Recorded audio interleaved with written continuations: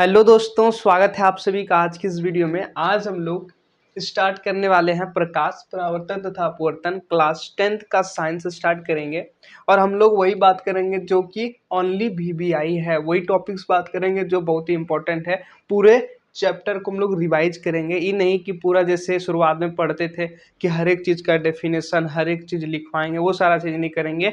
हम लोग यहाँ पे रिवीजन कर रहे हैं और रिवीजन में जो बहुत इंपॉर्टेंट है, जो एग्जाम की दृष्टि से ज़्यादा इम्पोर्टेंट है और साथ ही साथ जिसको पढ़ने से ये पूरा चैप्टर मतलब कि एक भी क्वेश्चन ना छूटे, वो सारी चीज़ें हम लोग पढ़ेंगे। इसलिए लिखा है कि ओनली वीवीआई टॉपिक्स हम लोग पढ़ेंगे। इसी तरीके से हम लोग सारे साइंस के हर एक चैप्टर को करेंगे, तो उसके लिए आप चैनल को सब्सक्राइब करके रख लो। चलो वीडियो को लाइक कर दो। तो हम लोग स्टार्ट करते हैं प्रकाश, परावर्तन तथा अपवर्तन। ठीक, तो ज़्यादा डिटेल से तो पढ़ेंगे नहीं, लेकिन इतना जरूर पढ़ेंगे इससे कोई भी क्वेश्चन छूटे नहीं। तो इम्पोर्टेंट नोट यानी कि जो बातें हमको याद रखनी है, पहला है कि प्रकाश सरल रेखा में गमन करती है। यानी कि प्रकाश जो है वो गमन करती है, यानी चलती है सरल रेखा में। इस तरह से सरल रेखा में वो चलती है। प्रकाश जो है वो सरल रेखा में गमन करती है यानी चलती है। पहला पॉइंट क्लियर हो गया। प्रकाश की चाल सबसे ज्यादा निर्वात में होती है। यानी प्रकाश जो चलता है तो उसका चाल सबसे ज्यादा यानी कि सबसे ज्यादा स्पीड में चलता है कहाँ? निर्वात में। निर्वात में कितना स्पीड से चलता है? तो निर्वात में प्रकाश की चाल जो है 3 × 10⁸ मीटर पर सेकंड होता है। इस बात को ध्यान में रखना कि प्रकाश की चाल सबसे ज्यादा निर्वात में, सबसे ज्यादा स्पीड में प्रकाश निर्वात में चलता है। कितना स्पीड से? तो 3 × 10⁸ मीटर पर सेकंड। तो ये 2 से 3 पॉइंट था जो आपको याद रखने थे। ठीक, अब इस चैप्टर में हमको पढ़ना क्या क्या है वो थोड़ा सा देख लो। 2 पार्ट आएगा इसमें, एक प्रकाश का परावर्तन और एक प्रकाश का अपवर्तन।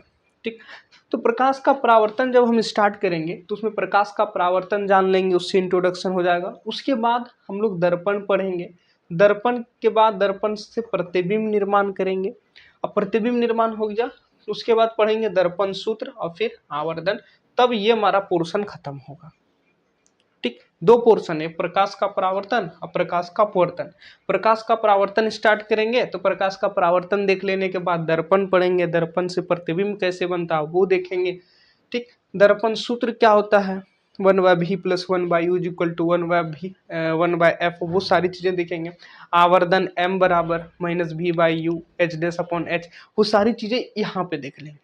फिर हम लोग आएंगे प्रकाश का अपवर्तन में। कहाँ आएंगे? प्रकाश के अपवर्तन में। फिर देखेंगे प्रकाश का अपवर्तन होता क्या है, वो सारी चीजें हम लोग इससे परिचित होने के बाद लेंस पे आएंगे। लेंस समझेंगे कितने तरह का होता है, क्या होता है। ठीक, अब लेंस पढ़ने के बाद लेंस से हम लोग इमेज बनाएंगे, प्रतिबिंब निर्माण करेंगे। लेंस सूत्र पढ़ेंगे, आवर्धन पढ़ेंगे। लेंस की क्षमता, ये ज्यादा इंपॉर्टेंट है, लेंस की क्षमता। ठीक, लेंस की क्षमता जिसका SI मात्रक डायोप्टर होता है, वो सारी चीजें हम यहाँ पे देखेंगे। तो यहाँ पे 2 फेज है। पहला फेज में ये पढ़ेंगे, दूसरा फेज में, यानी बोले तो 2 पार्ट है, एक पार्ट में एक पार्ट। क्लियर? इसी वीडियो में हम लोग इस पूरे चैप्टर को पढ़ेंगे, दोनों पार्ट को इसी वीडियो में हम लोग क्लियर करेंगे। इसी वीडियो में हम लोग इसको कंप्लीट कर देंगे। तो ये रहा कि हमको क्या क्या पढ़ना है और कुछ इंपॉर्टेंट पॉइंट्स था। तो आप इसका एक स्क्रीनशॉट ले लो, फिर हम लोग आगे बढ़ते हैं। चलिए अब देखते हैं प्रकाश का परावर्तन। तो प्रकाश का परावर्तन क्या होता है? किसी चिकनी चमकीली सतह से प्रकाश टकराकर वापस मुड़ जाए तो इस घटना को प्रकाश का परावर्तन कहते हैं। ये कोई सतह है, ये प्रकाश की किरण ऐसे आई, टकरा करके वापस मुड़ गई, तो उसको क्या बोलेंगे? प्रकाश का परावर्तन। इस डेफिनेशन का मतलब यही है कि किसी भी सतह से प्रकाश टकराकर वापस मुड़ जाए तो प्रकाश का परावर्तन। यहाँ तक क्लियर? अब देखो, ये सतह है जिससे परावर्तन हुआ, इसलिए उसको परावर्तक सतह बोलेंगे। ठीक, अब ये किरण इस तरह से, प्रकाश की किरण आई और ये टकरा करके परावर्तित होकर के वो चली गई। तो ये प्रकाश की किरण आई, यानी आने वाली प्रकाश की किरण को आपतित किरण कहेंगे। अब परावर्तन के बाद जो किरण चली जाएगी उसको बोलेंगे परावर्तित किरण। अच्छा, आपतित किरण परावर्तक सतह की जिस पॉइंट पे, जिस बिंदु पे गिरती है, उस बिंदु को आपतन बिंदु बोलते हैं। बहुत सारा बिंदु है, लेकिन इस बिंदु पे गिरा है, इसीलिए आपतित किरण जिस पॉइंट पे गिरता है, किसके परावर्तक सतह के जिस बिंदु पे गिरता है उसको आपतन बिंदु बोलते हैं। उसी आपतन बिंदु से अगर हम अभिलंब खींच दे तो यहाँ पे दो कोण नजर आएगा। ये क्या खींची है? अभिलंब, इसका नाम क्या? अभिलंब। तो दो कोण नजर आएगा, एक इधर और एक इधर। इधर वाला एंगल आई होता है, इधर वाला को आर बोलते हैं। ये कोण आई, ये कोण आर। तो कोण आई को हम लोग बोलते हैं आपतन कोण, और कोण आर को हम लोग क्या बोलते हैं? परावर्तन कोण।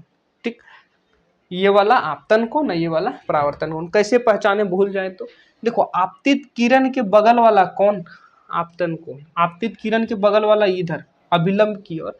ठीक, तो ये वाला कोण आपतन कोण, परावर्तित किरण के बगल वाला कोण परावर्तन कोण। तो ऐसे याद रख सकते हैं। अब प्रकाश के परावर्तन पढ़ने के बाद यहाँ से दो नियम समझ में आता है। कितना? दो नियम। ठीक, जो किताब में है और जो इम्पोर्टेंट भी है। तो यहाँ से पता चल गया कि प्रकाश का परावर्तन का कितना नियम? दो। एग्जाम में पूछता है कि प्रकाश के परावर्तन के कितने नियम हैं, तो यहाँ पे कितना नियम मैंने बताया आपको? दो। तो आप भी टिक लगा के आओगे कि दो। क्या क्या नियम होता है? पहला नियम कि आपतित किरण, परावर्तित किरण और अभिलंब तीनों एक ही तल में होते हैं। क्या मतलब? ये आपतित किरण है, ये परावर्तित किरण है, ये अभिलंब है, ये तीनों एक ही तल में होगा। ये नहीं कि अगर ये बोर्ड के सतह पे है आपतित किरण तो परावर्तित किरण जो है बोर्ड के उधर पीछे साइड दीवार में चला जाएगा, ऐसा नहीं, एक ही तल में होगा। ठीक, अच्छा। दूसरा क्या है कि आपतन कोण आई और परावर्तन कोण आर बराबर होता है, यानी ये वाला कोण और ये वाला कोण दोनों बराबर, यानी एंगल आई बराबर एंगल आर। का मतलब कि एंगल आई अगर 30 डिग्री तो एंगल आर 30 डिग्री, अगर आई 45 डिग्री तो वो भी 45 डिग्री, इस तरीके से हो। ठीक, तो ये हमारा हो गया प्रकाश का परावर्तन और प्रकाश के परावर्तन से उसका नियम। तो इसका एक स्क्रीनशॉट ले लो, फटाफट से स्क्रीनशॉट ले लो। अब हम लोग देखेंगे दर्पण यानी मिरर। ठीक, प्रकाश का परावर्तन खत्म हो गया और नियम भी खत्म हो गया। अब नेक्स्ट हमारा टॉपिक है दर्पण। दर्पण को इंग्लिश में हम लोग बोलते हैं मिरर। क्या बोलते हैं? मिरर।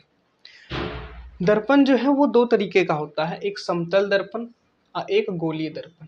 प्लेन मिरर और एक स्फेरिकल मिरर। एक समतल दर्पण और एक गोलीय दर्पण। समतल दर्पण और एक गोलीय दर्पण। समतल दर्पण वैसा दर्पण जिसका परावर्तक सतह कैसा हो? समतल हो, उसको समतल दर्पण कहेंगे। और गोलीय दर्पण वैसा दर्पण जिसका परावर्तक पृष्ठ कैसा हो? गोलीय हो, उसको गोलीय दर्पण। और गोलीय दर्पण भी दो तरीके का होता है, एक अवतल दर्पण और एक उत्तल। एक अवतल दर्पण और एक उत्तल। अवतल जो है इस तरीके से दिखता है और उत्तल इस तरीके से। ये जो है डंडी जो खींचे हैं ये पॉलिश किया हुआ है, ये इधर भी पॉलिश किया हुआ है, लेकिन देखो पॉलिश किधर? इस साइड, पीछे साइड किए हैं दोनों में, और आगे साइड जो है वो परावर्तक सतह है। ठीक, तो इसका परावर्तक सतह देखो तो एकदम अंदर की ओर घुसा हुआ है और इसका बाहर की ओर उभरा हुआ है। तो वही अवतल और उत्तल में यही फर्क है। देखो दर्पण जो है वो प्रतिबिंब बनाता है। क्या करता है? दर्पण से प्रतिबिंब बनता है। क्या बनता है? प्रतिबिंब, इमेज। प्रतिबिंब यानी इमेज। प्रतिबिंब दो तरीके का होता है, एक वास्तविक और एक आभासी।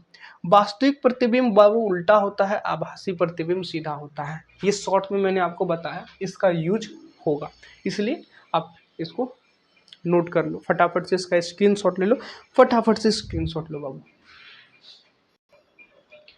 चलो अब हम लोग समतल दर्पण को देखेंगे। ठीक, समतल दर्पण में अभी जो मैं आपको बताने वाला हूँ ध्यान से पढ़ना, क्योंकि ये 3 नंबर का क्वेश्चन है। 3 नंबर के क्वेश्चन में ये आने का चांस है और आता भी है। ठीक, तो समतल दर्पण हम लोग ने पढ़ लिया था कि समतल दर्पण वैसा दर्पण जिसका परावर्तक पृष्ठ समतल हो, उसको समतल दर्पण कहेंगे। तो ये हमें एक समतल दर्पण लिया, ये जो दिख रहा है बीच में ये क्या है? ये हमारा समतल दर्पण है। ये क्या है? समतल दर्पण। इसके आगे हम लोग वस्तु रखेंगे तो प्रतिबिंब बनाएगा। वस्तु रख दिए, वस्तु को किताब में बिंब बोला जाता है। बिंब यानी बिंब मतलब भी वस्तु, कंफ्यूज नहीं होगा। ठीक, वस्तु बिंब दोनों एक ही। चलो जैसे ही वस्तु रखेंगे तो क्या बनेगा? प्रतिबिंब बनेगा, इमेज बनेगा। अब सोच रहे हो कि ये लाइन कहाँ से खींच दिए, तो ये किरण आरेख है, ये समझना होगा। ठीक, तो एक किरण इस तरीके से आया, दर्पण से टकराया, परावर्तन के बाद उधर चला गया। दूसरा और किरण इस तरह से लिए, ये भी टकराया, उधर चला गया। ठीक, अब ये इधर जा रहा है, वो उधर जा रहा है। देखो तो ये कभी मिलेगा, ये इधर और ये इधर, तो कभी नहीं मिलेगा। अच्छा, प्रतिबिंब बनने का शर्त है, प्रतिबिंब बनने का शर्त है कि क्या हो, वो कट करे, वो लाइन क्या करे, कट करे, जो परावर्तन के बाद किरण जा रही है वो कट करे। क्या ये दोनों एक दूसरे को कहीं काटेगी? नहीं, बिल्कुल नहीं काटेगी। अच्छा, नहीं काटेगी तो क्या प्रतिबिंब बनेगा? नहीं। तो यहाँ पे एक जुगाड़ लगाया जाएगा, हम क्या करेंगे, आगे तो नहीं कटेगा, हम अगर इमेजिन करेंगे, ठीक, इमेज बनाने के लिए हम लोग इमेजिन करेंगे कि अगर हम उसको पीछे थोड़ा सा खींचे, मिलाएं, उसको एक्सटेंड करें, तो पीछे वो कट जा रहा है। देखो तो ये दोनों रेखा को, दोनों किरण को हम लोग पीछे एक्सटेंड किए डॉट लाइन से, डॉट लाइन से, तो ये क्या हुआ, पीछे मिल गया। अब पीछे कट गया तो प्रतिबिंब बन जाएगा, इमेज बन जाएगा। तो यहाँ पे इमेज बन गया। अच्छा, तो यहाँ पे इमेज बन गया, वस्तु रखते हैं तो इमेज बनता है, ये तो सबको पता है। अच्छा, ये जो है रियल में नहीं कटा, रियल में कब कटता, जब ये वाला रेखा कटता, ये वाला किरण कटता, लेकिन ये तो हम लोग इमेजिन किए ना, रियल में नहीं कटा, इसलिए यहाँ पे वास्तविक प्रतिबिंब नहीं बनेगा, आभासी बनेगा। तो फर्क समझ में आ रहा है कि वास्तविक क्यों नहीं बन रहा, आभासी ही क्यों बन रहा, तो ये फर्क था। अब प्रतिबिंब की क्या प्रकृति है, क्या गुण है, वो देख लो, ये बहुत इंपॉर्टेंट है। तो प्रतिबिंब की प्रकृति, पहला कि प्रतिबिंब आभासी और सीधा होता है, आभासी और सीधा होगा। आभासी तो प्रतिबिंब क्योंकि रियल तो बनेगा नहीं, रियल नहीं होगा तो आभासी, आभासी प्रतिबिंब सीधा होता है, पहले आपको बता दिए हैं। दूसरा, वस्तु के आकार के बराबर, यानी वस्तु का आकार जितना कटी होगा वस्तु उतनी कटी ये भी बनेगा, यानी जितना बड़ा होगा या जितना छोटा होगा उतना ही बड़ा या छोटा इमेज बनेगा। यहाँ तक क्लियर। दर्पण से उतनी ही दूरी पर बनेगा जितनी दूरी पर बिंब रखा गया है, यानी कि वस्तु जितना दूरी पर रखे जाएगी उतनी ही दूरी पर प्रतिबिंब बनेगा। यानी ये आईना है, आईना के डी दूरी पर, आईना से डी दूरी पर अगर कोई वस्तु रखा गया है तो प्रतिबिंब भी आईना से डी दूरी पर ही बनेगा। ठीक, आईना के आगे अगर जितना दूरी पर हम वस्तु रखते हैं उतनी ही दूरी पर दर्पण के पीछे प्रतिबिंब बनेगा। क्लियर हो गया यहाँ तक। चौथा है पार्श्व परिवर्तित होता है, यानी प्रतिबिंब जो होता है वो पार्श्व परिवर्तित होता है। क्या मतलब, लेफ्ट का राइट और राइट का लेफ्ट। समझ में तो नहीं आया कि इस पॉइंट का मतलब, देखो पार्श्व परिवर्तित का मतलब कि अगर तुम आईने के पास जाओगे, ठीक, तुम ये वाला हाथ उठाना तो आईना में तुम्हारा जो प्रतिबिंब बनेगा वो ये वाला हाथ उठाएगा। अगर तुम खाना खाते समय जाओगे, इस हाथ से खा रहे हो, तो आईना में जब तुम अपने आप को देखोगे तो लगेगा कि ई हाथ से खा रहे हैं। तो वही मैंने लिखा है कि लेफ्ट का वहां पे राइट दिखेगा और राइट वाला उठाओगे तो लेफ्ट वाला, ये वाला हाथ उठाओगे तो लगेगा ये वाला उठा रहा है, और ये वाला जब उठाओगे तो लगेगा ये वाला। तो इसका मतलब यही है, यानी पार्श्व परिवर्तित का मतलब ये। तो ये हो गया समतल दर्पण। इतना अगर समझ में आ गया तो आपका 3 नंबर कहीं नहीं गया है। फटाफट से इसका स्क्रीनशॉट लो, नोट करो इसको। कर लिया, स्क्रीनशॉट ले लिया। चलो बाबू, अब हम लोग गोलीय दर्पण स्टार्ट करते हैं। ठीक, समतल दर्पण हो गया, अब गोली दर्पण। ठीक, ये जो गोली दर्पण है ये बहुत ही ज़्यादा इम्पोर्टेंट है, बहुत ही ज़्यादा इम्पोर्टेंट है। यहाँ से लेक्चर को ढंग से देखना। ठीक, तो गोली दर्पण स्टार्ट करेंगे। तो गोली दर्पण क्या होता है, वैसा दर्पण जिसका परावर्तक पृष्ठ कैसा हो, गोलीय हो। ठीक, परावर्तक पृष्ठ कैसा हो, गोलीय हो, गोल टाइप का। ठीक, ये गोले का भाग होता है। गोली दर्पण जो होता है वो क्या होता है, गोले का भाग होता है। तो ये गोला ले लेते हैं कांच का। ठीक, अच्छा, उसको हम लोग क्या करते हैं, बीच से काट देते हैं। बीच से अगर हम काटेंगे तो 2 पार्ट मिलेगा, एक ये वाला पार्ट, एक ये वाला पार्ट। ये वाला पार्ट इधर, ये वाला पार्ट इधर रख लिया। अब दोनों पार्ट अलग करने के बाद पीछे साइड पॉलिश कर दिए, पीछे साइड क्या कर दिए, पॉलिश कर दिए। तब क्या बन गया, दर्पण। तो ये वाला जो दर्पण है ये उत्तल दर्पण, ये वाला अवतल दर्पण। जब उत्तल अवतल मैंने आपको बताया था तो शक्ल दिखा दिया था, ऐसे ही उत्तल होता है, ऐसे ही अवतल। तो उत्तल दर्पण, अवतल दर्पण ये मैंने बताया था, ये आया कहाँ से, यहाँ से। ठीक, गोली दर्पण जिसका परावर्तक पृष्ठ गोलीय हो, और गोली दर्पण गोले का भाग होता है। एक गोला कांच का लिया, काट दिया, 2 भाग में बट गया, दोनों में पीछे साइड पॉलिश कर दिए तो क्या बन गया, दर्पण। ये उत्तल और ये अवतल। क्लियर, चलो। अच्छा, यहाँ पे हम दर्पण लेते हैं, जैसे ये वाला दर्पण यहाँ लिए, ये वाला दर्पण यहाँ लिए। अब ये गोले का भाग है तो हम इसको क्या करेंगे, बढ़ाएंगे। डॉट डेट लाइन से बढ़ा दिए, डॉट डॉट करके। यहाँ भी वही डॉट डॉट करके इसको बढ़ा दिए। तो इस यहाँ पे क्या बन गया, एक गोला बन गया। अब गोला है, गोले का केंद्र होगा, यहाँ भी इसका केंद्र, इसका भी केंद्र लिख दिए सी, सेंटर। इसलिए सी लिख दिया। ठीक, अच्छा उसका त्रिज्या भी होगा, तो यहाँ से यहाँ तक क्या त्रिज्या हो गया, यहाँ से यहाँ तक क्या हो गया त्रिज्या। ये क्या है, ये दर्पण है, तो दर्पण के परावर्तक पृष्ठ का केंद्र को हम लोग पी बोलते हैं। क्या बोलते हैं? पी यानी ध्रुव, पी यानी ध्रुव। तो दर्पण के परावर्तक पृष्ठ के केंद्र को ध्रुव, तो ये पी हो गया, इसमें भी पी होगा ना। तो ये हमारा वक्रता केंद्र हो गया। ठीक, इसमें भी वक्रता केंद्र हो गया। पी देख लो, ये परावर्तक पृष्ठ पे स्थित है, लेकिन सी यानी वक्रता केंद्र परावर्तक पृष्ठ के बाहर स्थित है। इस बात पे थोड़ा सा ध्यान देना कि ध्रुव जो होता है वो परावर्तक पृष्ठ पे स्थित होता है, लेकिन केंद्र जो है वक्रता केंद्र वो परावर्तक पृष्ठ के बाहर स्थित होता है। यहाँ तक क्लियर हो गया। चलो, तो P का मतलब क्या है? ध्रुव यानी पोल P, R यानी वक्रता त्रिज्या रेडियस ऑफ कर्वेचर, और C का मतलब वक्रता केंद्र ना, वक्रता। यहाँ तक क्लियर हो गया। ये गोली दर्पण हम लोग स्टार्ट कर दिए, यहाँ तक क्लियर हो गया। अब हम लोग चलते हैं मुख्य अक्ष, वो सब देखेंगे। चलो फटाफट से स्क्रीनशॉट ले लो। ले लिया स्क्रीनशॉट? चलो चलिए अब हम लोग देखते हैं मुख्य अक्ष के बारे में, और फोकस किसको बोलते हैं वो। तो मुख्य अक्ष क्या होता है? जैसे ये हमारा दर्पण है, ठीक, दर्पण का ये परावर्तक सतह का केंद्र जो होता है, परावर्तक सतह का केंद्र वो ध्रुव कहलाता है। ठीक, और इसका वक्रता केंद्र यहाँ बाहर स्थित होता है, तो उस तरीके से यहाँ भी वो है।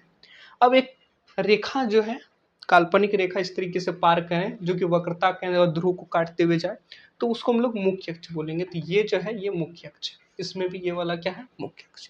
अब अगर उस मुख्य अक्ष के समांतर कोई प्रकाश की किरण दर्पण की ओर आए, जैसे में मुख्य अक्ष है, इसके समांतर कोई प्रकाश की किरण मुख्य अक्ष के समांतर दर्पण के पास आया, तो दर्पण के पास आएगा तो परावर्तन हो जाएगा। परावर्तन होने के बाद इस तरीके से मुख्य अक्ष को काटते हुए चली जाएगी। उसी तरीके से एक और हम लोग प्रकाश का किरण लेते हैं नीचे साइड, ये भी मुख्य अक्ष के समांतर है। दर्पण की ओर आया तो आएगा तो टकरा जाएगा, टकराएगा तो परावर्तन हुआ, परावर्तन हुआ तो फिर वो भी उसी पॉइंट से उसको काट करके मुख्य अक्ष को काट के चली गई। तो यहाँ पे हमको ये पता चल रहा है कि अगर मुख्य अक्ष के समांतर कोई प्रकाश की किरण दर्पण की ओर आए और परावर्तन के बाद मुख्य अक्ष को जिस पॉइंट पे कट करे उसी पॉइंट को फोकस बोलते हैं। उसी पॉइंट को क्या बोलेंगे? फोकस। यहाँ पे एफ जो लिखे उसका मतलब क्या हुआ? फोकस, मुख्य फोकस भी बोल सकते हो। उस तरीके से यहाँ भी मुख्य अक्ष के समांतर प्रकाश की किरण आई, ये इधर चली गई, ठीक, ये आई, ये इधर चली गई। अब ये इधर वो उधर, कटेगा तो नहीं, काटा तो नहीं। अब क्या करेंगे? उसको हम लोग बढ़ाएंगे, इमेजिन करेंगे ना, तो इसको हम लोग आगे बढ़ाएंगे, पीछे बढ़ाएंगे, तो यहाँ पे कहीं कटेगा, तो ये हमारा क्या हो गया? फोकस हो गया, एफ हो गया। यहाँ तक क्लियर? फोकस समझ में आ गया। फोकस का डेफिनेशन कोई पूछेगा तो क्या बोलेगा? मुख्य अक्ष के समांतर कोई प्रकाश की किरण परावर्तन के बाद, मतलब मुख्य अक्ष के समांतर कोई प्रकाश की किरण दर्पण की ओर आती है, परावर्तन के बाद वो मुख्य अक्ष को जिस पॉइंट पे काटती है या काटती हुई प्रतीत होती है, काटा तो नहीं है, प्रतीत हो रहा है कि यहाँ पर कटता, ठीक, तो काटती है या काटती हुई प्रतीत होती है, तो कहेंगे कि वो क्या है? वो पॉइंट फोकस कहलाएगा, मुख्य फोकस कहलाएगा। समझ में आ गया? चलो इसका भी आप एक स्क्रीनशॉट लो, नोट करो फटाफट से।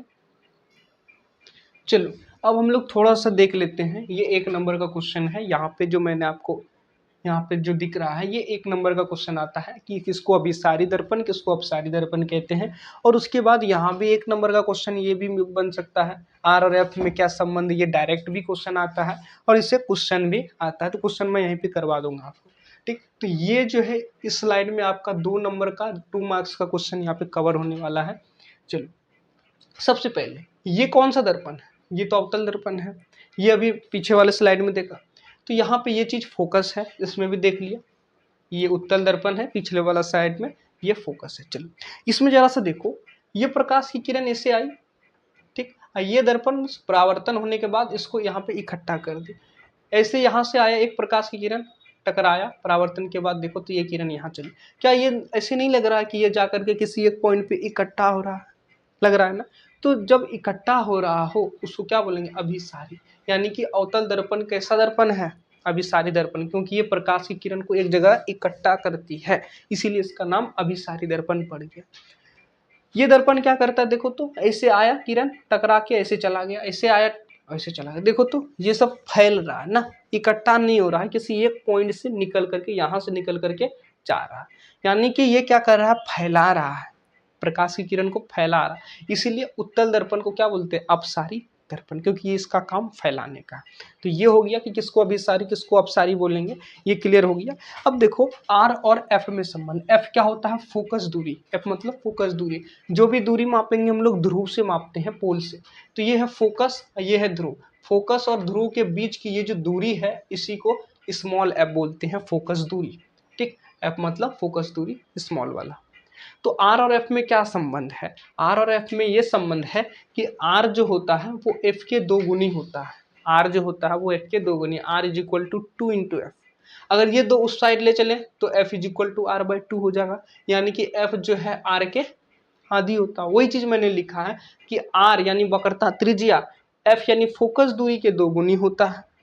एफ यानी फोकस दूरी, आर यानी वक्रता त्रिज्या के आधी होता है।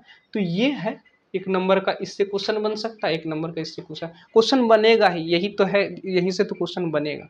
तो आप इसका एक स्क्रीनशॉट ले लो, फटाफट से नोट कर लो। चलो ले लिया स्क्रीनशॉट, नोट करो। अब हम लोग देखेंगे प्रतिबिंब निर्माण। ठीक, दर्पण पढ़ लिए थे, अब प्रतिबिंब निर्माण, गोली दर्पण से प्रतिबिंब निर्माण। तो गोली दर्पण दो तरह का, एक अवतल दर्पण और एक उत्तल दर्पण। अब देखेंगे अवतल दर्पण के आगे बिंब की स्थिति, यानी बिंब को कहाँ रखें, वस्तु को कहाँ रखें, और उत्तल दर्पण के आगे बिंब को कहाँ रखें, वस्तु को कहाँ रखें। ठीक, तो अवतल दर्पण के आगे हम लोग 6 जगह पे वस्तु को रखेंगे। कितनी जगह पे, 6 जगह पे। पहला अनंत पे, पहला कहाँ पे, अनंत पे। इस तरीके से हम शॉर्ट में लिखेंगे अनंत। तो पहला अनंत पे, दूसरा सी से परे यानी सी से थोड़ा सा हटके, तीसरा सी पर, चौथा सी और एफ के बीच में रखेंगे, और पांचवा एफ पर, और छठा एफ और पी के बीच, एफ और पी के बीच। तो 6 केस है, 6 केस। ठीक, तो 6 जगह पे हम लोग रखेंगे। तो ये 6 केस में से ये 5 केस जो होता है, 5 जगह ऐसा होता है जहां पर वस्तु रखने पर वास्तविक प्रतिबिंब मिलता है। कैसा, वास्तविक प्रतिबिंब। और वास्तविक कैसा होता है, उल्टा। लेकिन ये जो छठा वाला केस है, एफ और पी के बीच, यहाँ पे वस्तु रखेंगे तो कैसा है, आभासी बनेगा। कैसा प्रतिबिंब बनेगा, आभासी। और आभासी कैसा होता है, तो सीधा होता है। अब बड़ा होता है छोटा होता है तो वो तो हम लोग देखेंगे, लेकिन एफ और पी के बीच जो छठा वाला कंडीशन होता है, 6 वाला जो 6th केस जो है, छठा वाला केस, इसमें हम लोग जब वस्तु को एफ और पी के बीच रखते हैं तो प्रतिबिंब आभासी और सीधा बनता है। बाकी बात ये पांचों केसेस में वास्तविक प्रतिबिंब। उसी तरीके से उत्तल दर्पण में, उत्तल दर्पण में अनंत पे रखते हैं और एक बार अनंत और पी के बीच में रखते हैं। तो इसमें क्या होता है, आभासी प्रतिबिंब ही बनता है। इसमें क्या बनता है, आभासी प्रतिबिंब ही बनता है। तो ये हम लोग यहाँ पे देख लिए, ये ऑब्जेक्टिव क्वेश्चन के लिए था, इसलिए हम इसको थोड़ा सा अलग करके बताए ताकि ऑब्जेक्टिव क्वेश्चन अगर इससे आए तो हम लोग बना सकें।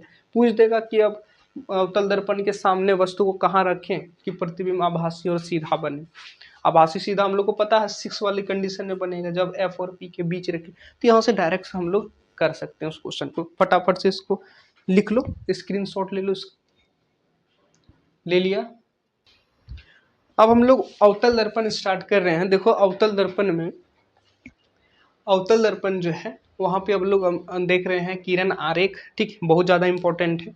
ठीक, इससे ऑब्जेक्टिव भी क्वेश्चन आता है, यानी 1 नंबर का क्वेश्चन भी आता है, 2 नंबर का भी आता है, 3 नंबर का भी आता है, 5 नंबर का भी आता है। तो हर तरीके का क्वेश्चन इससे बन सकता है, इसलिए इसको जरा सा वैल्यू दो और जरा सा इसको ध्यान से पढ़ो। तो अवतल दर्पण स्टार्ट करते हैं। अवतल दर्पण में 6 जगह रखेंगे। तो पहले रखते हैं अनंत पर। तो अनंत पे जैसे ही रखेंगे तो इधर अनंत पे कहीं वस्तु है, इधर कहीं अनंत में वस्तु है। ठीक है, वस्तु रखा हुआ है अनंत में। अब जब अनंत में रखा हुआ है तो उससे प्रकाश की किरण एकदम मुख्य अक्ष के समांतर आएगी, मुख्य अक्ष के समांतर ही प्रकाश की किरण आएगी। जैसे ही मुख्य अक्ष के समांतर प्रकाश की किरण आई, परावर्तन के बाद टकरा करके किससे, फोकस से होकर के गुजरेगी, ये तो पता है। फोकस से होकर के गुजरी तो दोनों कहाँ पे कट किया, फोकस पे, यानी इमेज बन जाएगा, क्योंकि परावर्तन हुआ, परावर्तित किरण जहाँ पे कटेगा वहीं पे इमेज बनेगा। तो यहाँ पे फोकस पे कटा है तो इमेज भी कहाँ बनेगा, फोकस पे, यानी प्रतिबिंब फोकस पे बनेगा। अच्छा देखो तो एकदम पॉइंट साइज का बन रहा है, छोटा बन रहा है, पॉइंट साइज का, एकदम बिंदु आकार का। ठीक, हर एक चीज यहाँ से पता चलेगा, ये नहीं कि रटना नहीं है। ठीक, समझो यहाँ पे। अच्छा देखो, तो ये रियल में आके कटा है ना, यानी कि वास्तविक प्रतिबिंब बनेगा, वास्तव में हुआ। अच्छा, अब वास्तविक तो उल्टा होता है, मैंने आपको बता ही दिया। तो ये हमारा क्लियर हो गया, कोई डाउट नहीं रहना चाहिए, कोई डाउट नहीं है। चलो अब देखते हैं सी से परे। ठीक, सी से परे यानी सी से थोड़ा सा हटके, सी यहाँ है, सी से थोड़ा सा हटके यहाँ एक किरण इस तरीके से मुख्य अक्ष के समांतर आया, परावर्तन के बाद फोकस से होकर के गुजरा, दूसरा फोकस पे आया, परावर्तन के बाद मुख्य अक्ष के समांतर। ये दोनों किरणें यहाँ पे आकर के कहीं कटी, यहाँ पे आकर के कटी। अब जब कटेगा तब इमेज बनेगा। इमेज कहाँ बना, देखो सी और एफ के बीच में कटा है, सी और एफ के बीच में कटा, यानी प्रतिबिंब सी और एफ के बीच बनेगा, प्रतिबिंब सी और एफ के बीच में। देखो हर एक चीज का रीजन दे रहा हूं, अगर वीडियो पसंद आ रहा है, ये जान करके, ये रीजन जान करके अगर मजा आ रहा है तो वीडियो को लाइक करो और इस वीडियो को शेयर करो उन बच्चों के पास, उन दोस्तों के पास जो इस चीज से अनजान है, क्योंकि एग्जाम से पहले अगर आप किसी का भला करते हो तो आपका भी भगवान भला करेंगे। चलो यहाँ तक क्लियर, सी और एफ के बीच में बनेगा। चलो ये और ये, इन दोनों में देखो तो ये वस्तु है, ये प्रतिबिंब है, ये बड़ा लग रहा है, ये छोटा नहीं लग रहा है, लग रहा है ना, ये बड़ा है ये छोटा है, यानी कि प्रतिबिंब वस्तु से छोटा होगा, प्रतिबिंब वस्तु से कैसा होगा, छोटा, हर एक चीज का रीजन। चलो अब अच्छा, ये ऐसे आया, इससे चला गया, ऐसे गया, ऐसे, क्या ये वास्तव में कट रहा है, रियल में कट रहा है? बिल्कुल, देखो रियल में कट रहा है, वास्तविक प्रतिबिंब बनेगा। और वास्तविक प्रतिबिंब कैसा होता है, उल्टा होता है। तो यहाँ पे रीजन के साथ ये भी क्लियर हो गया, तो सारा चीज का रीजन आपको पता चल गया आज। ठीक, तो एग्जाम से पहले ये भी पता चल गया, तो अब तो कोई चीज का टेंशन ही नहीं है। तो फटाफट से इसको आप नोट करो, स्क्रीनशॉट लो फटाफट से, फिर हम लोग अगले स्लाइड में बढ़ते हैं। चलो बाबू, अब हम लोग अगला देखते हैं। ठीक, अब की बार हम लोग रखते हैं सी पर, यानी वक्रता केंद्र पे। तो यहाँ पे सी पर अगर वस्तु रखेंगे तो देखो एक किरण इससे आया, टकराया, टकराने के बाद मुख्य अक्ष को फोकस पे कट के चला गया, दूसरा फोकस से आया, वो भी यहाँ पे इसको काटा और ये मुख्य अक्ष के समांतर चला गया। तो यहाँ पे देखो ये दोनों कहाँ मिल रहा है, यहाँ पे, यानी सी पर। कहाँ पे, सी पर। अब कट रहा है सी पर तो प्रतिबिंब सी पर, यानी कि प्रतिबिंब कहाँ बनेगा, सी पर। देखो रखे थे सी पर ही, प्रतिबिंब बन रहा है सी पर। अब ऐसे रखे थे, बना ऐसे, देखो ना ऐसे रखे हैं, बना ऐसे, तो समान आकार का बना लेकिन उल्टा बना, वास्तविक बना और उल्टा, सेम साइज का बना। ठीक, सेम साइज का। ये हो गया। इधर आओ, सी और एफ के बीच में रखते हैं, सी और एफ के बीच में। देखो यहाँ सी है और यहाँ एफ है, दोनों के बीच में रखें। ठीक, एक किरण ऐसे आया, ठीक, मुख्य अक्ष के समांतर, फोकस से होकर के चला गया। एक फोकस से आया, मुख्य अक्ष के समांतर चला गया। तो ये दोनों जाकर के सी से थोड़ा सा बगल में उधर कटा है। ठीक, यानी सी से परे कटा है। ठीक, अच्छा यहाँ पे कहाँ पे बनेगा, सी से परे। ठीक, देखो तो ये छोटा लग रहा है, ये बड़ा लग रहा है, यानी कि वस्तु से बड़ा बन रहा है। ठीक, ये वास्तव में आकर के कटा, वास्तव में आकर के कटा, तो वास्तविक प्रतिबिंब। अब वास्तविक कैसा, उल्टा होता है। तो यहाँ पे क्लियर हो गया। ठीक, फटाफट से इसका स्क्रीनशॉट लो, लो फटाफट से स्क्रीनशॉट लो बाबू। अब देखो बाबू, अब की बार रखते हैं एफ पर, और ये एफ और पी के बीच। ठीक, ये दो स्थिति बचा है अवतल दर्पण में, फिर हम लोग उत्तल दर्पण में चलेंगे। तो अगर एफ पर रखते हैं, तो एफ पर जब वस्तु रखे, ठीक, तो एक किरण आया इसे मुख्य अक्ष के समांतर, टकराया और फोकस से होकर के चला गया। ठीक, एक किरण ऐसे आया और उस तरीके से केंद्र से होकर के चला गया। तो ये दोनों किरण एकदम समांतर जा रहा है, कहीं कटेगा नहीं। तो कटेगा नहीं तो कहाँ कटेगा, तो जाकर के अनंत में जाकर के कटेगा। कहाँ पे, अनंत पे। तो इमेज कहाँ बनेगा, अनंत पे। ठीक, अनंत पे जाएगा तो बड़ा, कितना, बहुत बड़ा। ठीक, तो इमेज बहुत बड़ा बनेगा। अच्छा, वास्तव में जाकर के कटेगा तो वास्तविक प्रतिबिंब, और वास्तविक तो उल्टा होता है, ये सबको समझ में आ रहा है। ठीक, अब जो नेक्स्ट है हमारा, जो सबसे अलग थलग है, वो है एफ और पी के बीच। ठीक, जब वस्तु एफ और पी के बीच रहे, तब एफ और पी के बीच जब वस्तु रहता है तो देखो ये दोनों किरण, ये जो परावर्तन के बाद जो दोनों किरण आ रही है, वो एक इधर एक उधर, कभी कटेगा नहीं। इसीलिए हम इसको बढ़ाएंगे तो ये जाकर के दर्पण से पीछे कटेगा।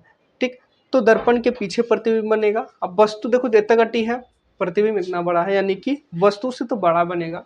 अच्छा, ये इधर कटता वास्तव में तो वास्तविक रहता, इसको हम लोग मिलाए तो आभासी है, तो आभासी और सीधा।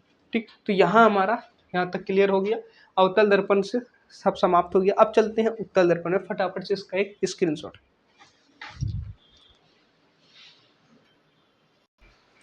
तो अब हम लोग देखेंगे अवतल दर्पण का उपयोग, जो कि 1-2 नंबर में पूछता है। हालांकि इसको सब्जेक्टिव में भी पूछता है और ऑब्जेक्टिव में भी पूछता है, तो या तो ये 2 नंबर, 3 नंबर या फिर 1 नंबर के क्वेश्चन में आएगा। ठीक, तो अवतल दर्पण का यूज कहाँ कहाँ होता है देख लो, ट्रिक से समझ लो। ट्रिक कुछ नहीं है, एक लाइन में ही मैं सारा चीज़ को कंबाइन करके लिख दिया हूँ कि वाहनों के अग्रदीपों में, यानी हेडलाइट्स जो होता है, सेविंग मिरर के रूप में, ठीक, सौर कुकर में, सौर भट्टियों में, टॉर्च, सर्च लाइट में अवतल दर्पण का उपयोग किया जाता है। तो इन सारी चीज़ों में किया जाता है। साथ ही साथ ये दंत विशेषज्ञ, जो दांत का डॉक्टर होता है, वो दांत को बड़ा देखने के लिए अवतल दर्पण का यूज किया जाता है, वो यूज करता है इस चीज़ का। ठीक, और अगर डिटेल में पढ़ना है तो किताब में, आपका किताब में लिखा हुआ है, आप किताब पढ़ सकते हो। ठीक, तो ये ऑब्जेक्टिव में मतलब आप पूरा एकदम काम चल जाएगा इससे। ठीक, और अगर ज़्यादा पढ़ना है पूरा एकदम कि नहीं पढ़ना है और इसके बारे में, तो आप अपना किताब खोल लो, किताब में ये सारा चीज़ दिया हुआ है। तो इसका एक स्क्रीनशॉट लो फटाफट से। अब हम लोग उत्तल दर्पण स्टार्ट करेंगे। अवतल खत्म हो गया, उत्तल दर्पण देखो। उत्तल दर्पण में 2 स्थिति पे रखेंगे, एक अनंत पे, एक अनंत और पी के बीच। तो अनंत पे जब रखते हैं तो आपसे, आप तो ये देख चुके हैं, ये तो आप पहले ही बता चुके हैं। तो अनंत पे रखेंगे तो ये कहाँ पे आकर के कटेगा, फोकस पे। ठीक, फोकस पे कट रहा है, यानी प्रतिबिंब कहाँ बनेगा, फोकस पे। अच्छा, दर्पण के पीछे बन रहा है, ये तो पता है। पॉइंट साइज का देखो तो एकदम बिंदु साइज का, बिंदु आकार का बन रहा है। ठीक, ये देखो तो एक्चुअल में कटेगा नहीं, ये इधर जा रहा था उधर जा, पकड़ के मिलाए हैं तो आभासी बनेगा। आभासी कैसा होता है, सीधा। क्लियर। अनंत और पी के बीच, अनंत और पी के बीच, जब अनंत और पी के बीच में रहे, ठीक, एक ऐसे आया, टकराया, चला गया उधर, एक इससे चला गया, टकरा गया, ठीक, ध्रुव से आया, टकरा के चला गया। तो ये एक इधर जा रहा है, एक उधर जा रहा है, हम इस दोनों को पकड़ के पीछे खींच दिए। तो यहाँ पे पी और एफ के बीच में कटा, यानी पी और एफ के बीच में जो है प्रतिबिंब बनेगा। अब प्रतिबिंब कैसा बन रहा है देखो तो, छोटा, ठीक, और आभासी बन रहा है। आभासी कैसा होता है, तो सीधा होता है। तो अवतल और उत्तल दर्पण से जो किरण आरेख था वो खत्म हो गया। अब उत्तल दर्पण का यूज पढ़ेंगे। यहाँ तक अगर आप आ गए हो वीडियो देखते हुए तो वीडियो को लाइक करो, पसंद आ रहा हो तो वीडियो को लाइक करो, चैनल को कर दो सब्सक्राइब। ठीक, चलो इसका स्क्रीनशॉट लो, फिर हम लोग उत्तल दर्पण के यूज को देखते हैं।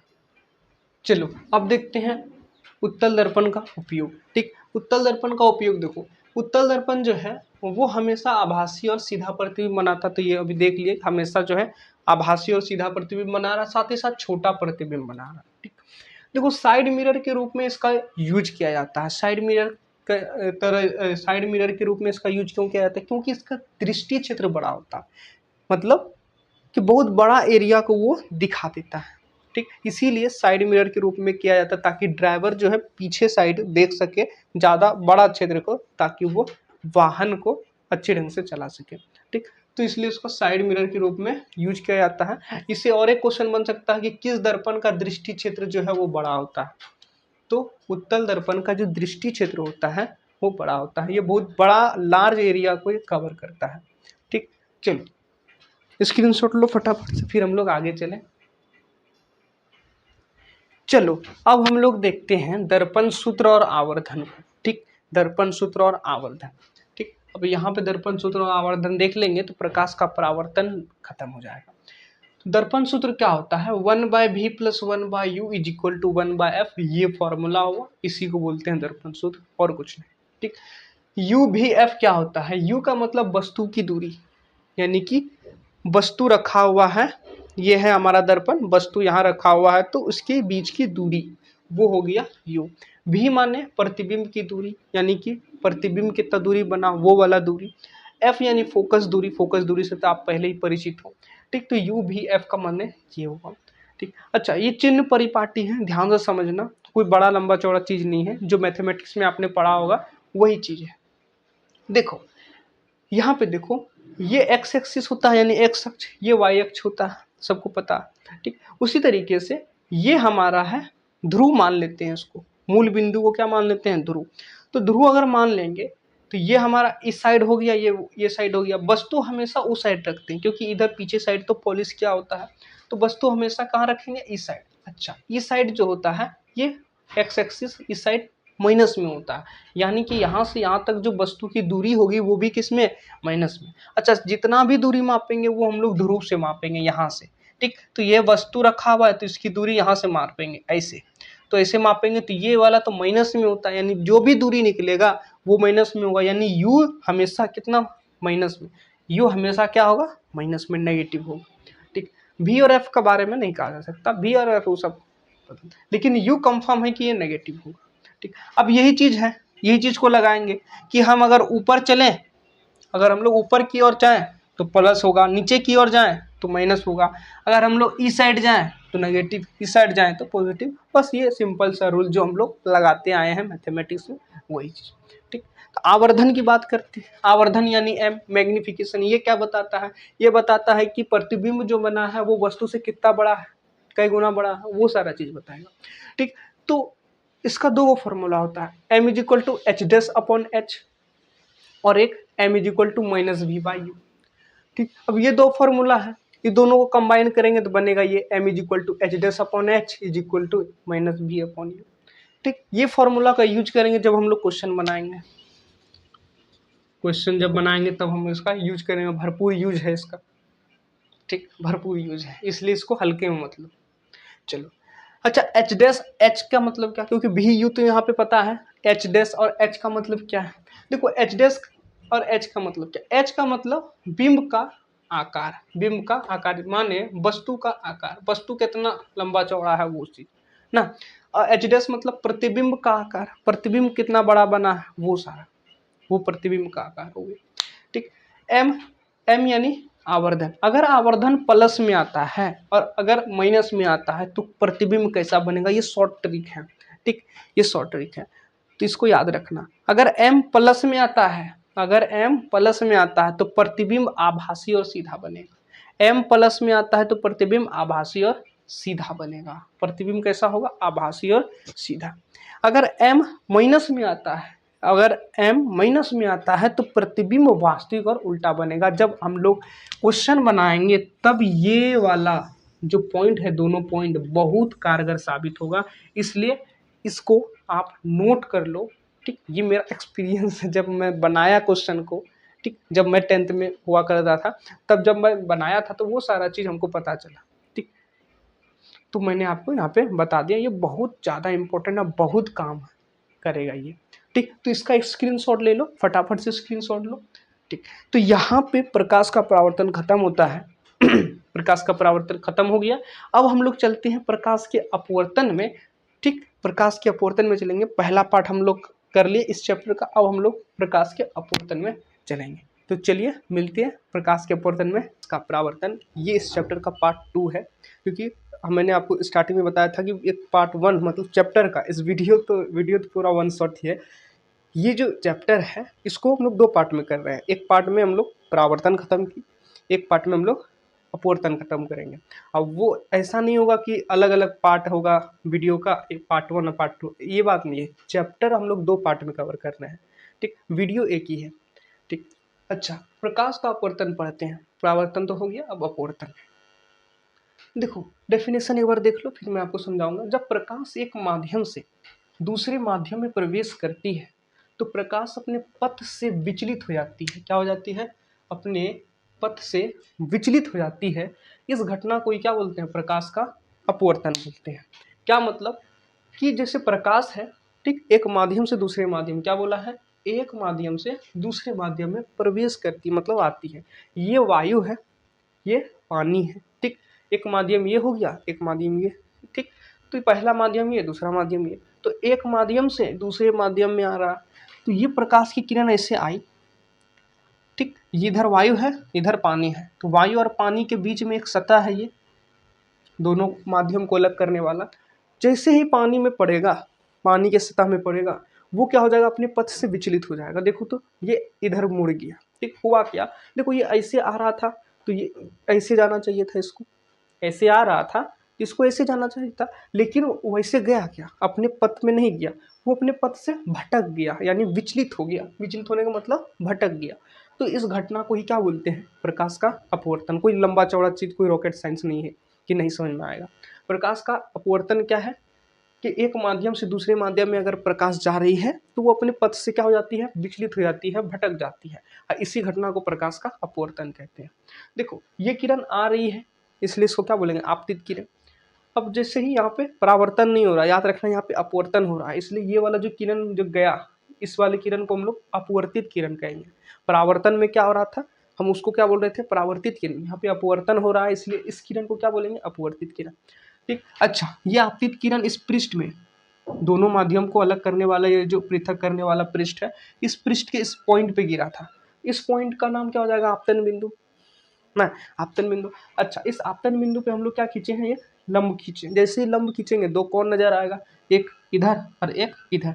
ये वाला कोण जो है ये आपतन कोण आई हो जाएगा, और ये वाला कोण अपवर्तन कोण होगा, ना कि परावर्तन कोण। परावर्तन में परावर्तन कोण था, यहाँ पे अपवर्तन हो रहा है तो कौन सा कोण? अपवर्तन कोण। यानी आई मतलब आपतन कोण, आर मतलब अपवर्तन कोण। क्लियर? चलो, अच्छा, अब यहाँ भी इसका प्रकाश के अपवर्तन का नियम देख लेते हैं। तो क्वेश्चन ऐसे भी पूछा जाता है, एकदम डायरेक्ट 1 नंबर 1 लाइन का MCQ क्वेश्चन पूछा जाता है कि प्रकाश के अपवर्तन का कितने नियम है? प्रकाश के अपवर्तन का कितना नियम? 2। परावर्तन का भी 2 और अपवर्तन का भी 2। अच्छा, दोनों नियम देख लेते हैं क्या क्या है। पहला नियम है आपतित किरण, अपवर्तित किरण तथा अभिलंब एक ही तल में होते हैं।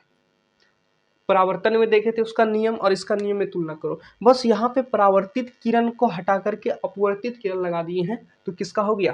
अपवर्तन का, प्रकाश के अपवर्तन का नियम। मैं इसलिए बता रहा हूँ ताकि आपको याद रहे। समझ में आ रहा है? आपतित किरण, अपवर्तित किरण तथा अभिलंब एक ही तल में होते हैं। दूसरा नियम, sine I upon sine R बराबर स्थिरांक, यानी साइन आई और साइन आर का जो अनुपात होगा वो हमेशा क्या होगा? स्थिर होगा, हमेशा स्थिर होगा। इस स्थिरांक का वैल्यू क्या होता है? म्यू। यानी हम कह सकते हैं म्यू बराबर sine upon sine I upon sine R. Mu बराबर साइन आई बटे साइन आर। ये चीज स्नेल दिया था, इसलिए इसको स्नेल का नियम बोलते हैं। तो पूछेगा स्नेल का नियम, तो sine I upon sine R, mu is equal to sine I upon sine R. तो ये हो गया प्रकाश का अपवर्तन। अब प्रकाश के अपवर्तन का नियम। अब यहाँ पे एक चीज नया देख रहे हैं, प्रकाश एक माध्यम से दूसरे माध्यम में। तो ये माध्यम क्या चीज होता है? ठीक, इस माध्यम को हम लोग थोड़ा सा देखते हैं अगले स्लाइड में, क्योंकि ये बहुत जरूरी है। बहुत बच्चे को तो पता ही नहीं होगा, आप अपने दोस्तों से भी पूछोगे तो माध्यम पता नहीं है उसको। क्या विरल होता है, क्या सघन होता है, क्यों इसको विरल बोल रहे हैं, क्यों इसको सघन बोल रहे हैं, उसको सघन क्यों नहीं बोल रहे हैं, इसी को क्यों बोल रहे हैं। तो ये सारा जो डाउट है इस वीडियो में क्लियर हो जाएगा। तो इसका एक स्क्रीनशॉट लो, अगले स्लाइड में हम लोग माध्यम के बारे में चर्चा करते हैं। चलो, अब हम लोग देख लेते हैं माध्यम के बारे में, मीडियम के बारे में। ठीक, तो मीडियम का पहले कॉन्सेप्ट समझ लो, फिर हम लोग तुलना करेंगे। एक दो एग्जांपल मैं आपको दूंगा तो आपको क्लियर हो जाएगा। पहले कॉन्सेप्ट समझ लो, माध्यम क्या क्या चीज होता है। देखो, माध्यम इंग्लिश में उसको बोलते हैं मीडियम। ये दो तरह का होता है बाबू, एक विरल माध्यम और एक सघन माध्यम। ठीक, विरल माध्यम को रेरर बोलते हैं, स्पेलिंग देख लेना, RARER है। ठीक, छोटा सा लिखा है इसलिए मैंने आपको स्पेलिंग बता दी। तो विरल माध्यम को रेरर मीडियम बोलते हैं, और सघन माध्यम को डेंसर मीडियम बोलते हैं। देखो बाबू, विरल माध्यम में प्रकाश की चाल अधिक होती है, इस बात को ध्यान में रखना। शॉर्टकट में सारा चीज मैंने इसमें लिख दिया है, किताब में नहीं मिलेगा इसको, ये चीज आपकी किताब में नहीं। तो विरल माध्यम में क्या होता है? प्रकाश की चाल अधिक होती है, बल्कि सघन माध्यम में क्या होता है? प्रकाश की चाल कम होती है, प्रकाश की चाल कम। अच्छा, विरल माध्यम किसको बोलेंगे? विरल माध्यम उसको बोलेंगे जिसका घनत्व कैसा हो? घनत्व कम हो। जिसका घनत्व क्या हो? कम हो, उसको हम लोग क्या बोलेंगे?